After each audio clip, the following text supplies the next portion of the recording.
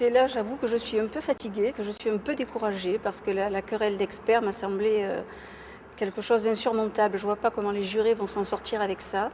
Les experts sont censés porter la science, censés donner un éclairage justement, et j'ai l'impression qu'il n'y a pas eu d'éclairage du tout. Et ben, j'ose espérer que les jurés auront du bon sens, qu'ils vont juger avec bon sens.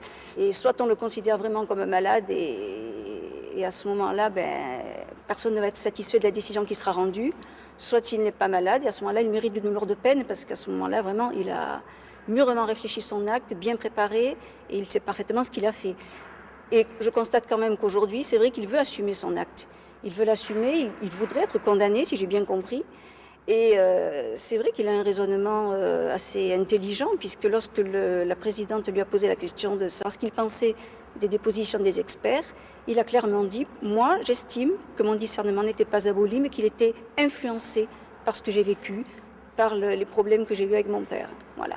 Donc c'est tout à fait lucidement qu'il répond.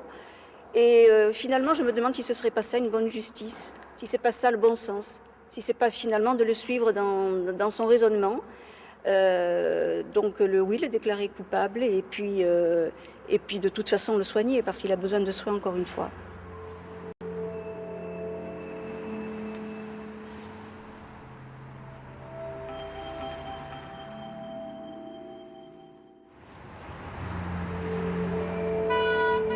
La question de la responsabilité pénale, c'est la troisième clé de l'affaire Zago.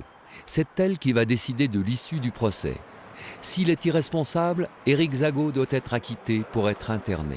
En revanche, s'il est responsable, il doit être jugé et condamné. Cette dernière journée débute par un coup de théâtre.